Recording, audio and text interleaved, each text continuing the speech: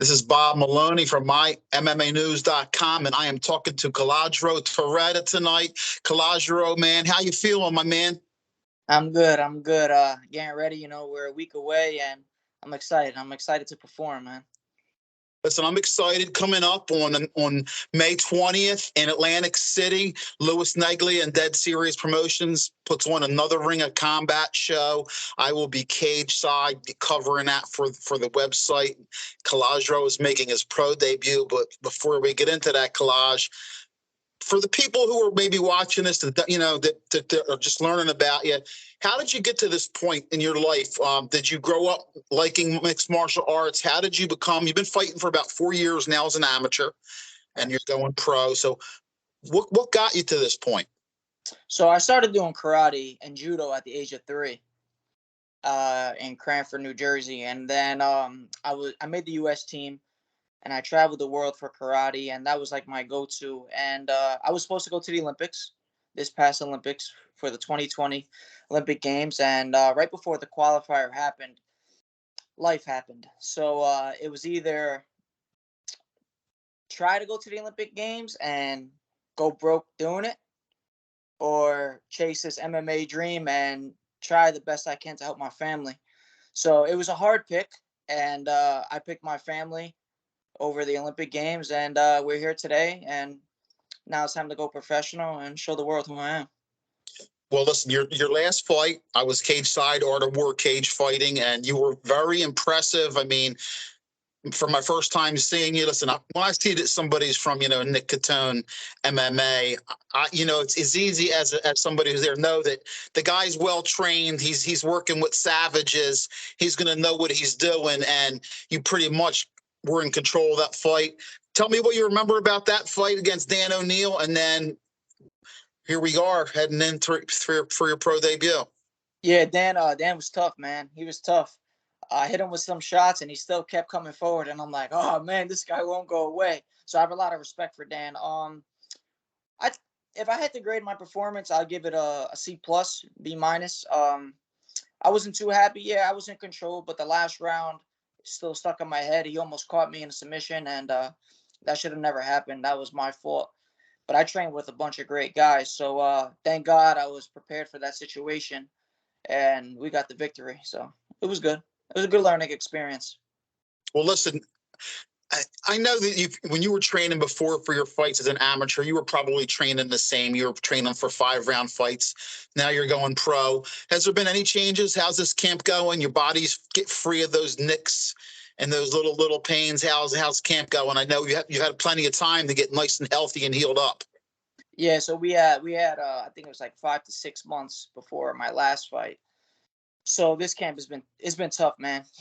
They say that the training camps are harder than the fights, and I 100% agree with that. But I have a great group of guys at Nick Catone MMA, and Nick being the head coach, he's really been pushing me. I have my other guys, Claudio Lazema, he's my also coach. He fought for Bellator. I have Daniel Quadrado, who's a brown belt in Brazilian Jiu-Jitsu. And I have great training partners, and even people who are not even on the fight team, they still push me every day in practice. Like some of their jiu-jitsu guys, Nick Catone is known for their grappling, of course, right?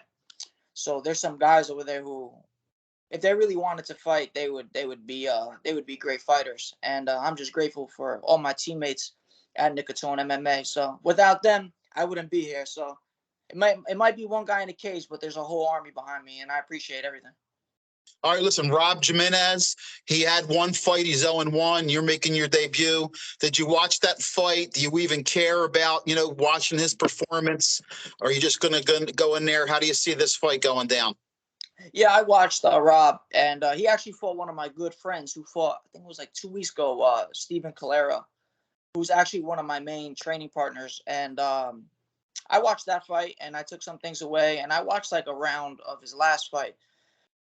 And I'm not going to lie, I think I'm going to be victorious. I think we have a great game plan, me and my coaches that came up, and we're ready to go physically, but most important, mentally. And I can't wait, man. I can't wait. I hope everyone tunes in, and I want to be one of those guys who, Calogero's fighting? We got to watch him. I want to be one of those guys, you know what I mean? Hey, listen, I'm excited for it. And listen, Calogero, thanks for listen. Hopefully this is just chapter one. I'm happy to be here to tell the story, to tell your story, chapter one, your pro debut, and I'm excited to see you cageside. Before we go, give some shout outs or some love. If you have any sponsors, anybody you want to give some love to, the floor is yours. Sure, I got my one sponsor, Propel Us. It's a financial company. This guy, his name is Ralph Johnson. Amazing entrepreneur. I can't say much about us. He's really been supporting me this fight camp, and my coaches, Nick Nicotone, Claudio, and Daniel, and all my teammates play a big part, but especially these two, Stephen Calera and Juan Tella. Without them two, I don't know if I would be here right now. And all Nicotone MMA, I really thank that. But the one group of people that stands out for me is my family, my mother, my sister, my stepfather, my father. Without them, I wouldn't be here. I really wouldn't be here at all. So when I step in that cage, it's not just for me; it's for them too. Hey, listen, I appreciate it, and I'm sure they felt that love when they see that, and I felt it here, man. I really did. So I could tell that you really meant it, and your family means so much to you. And Calogero, like I said, man, chapter one, go out there, best of skills, best of luck with your weight cut and your fight, and I will see you cageside in Atlantic City on the 20th, man, at the Tropicana. Pleasure talking to you, my man. Hey, Bob, thank you so much for the interview. And hey, Bob, one thing, don't blink. My man.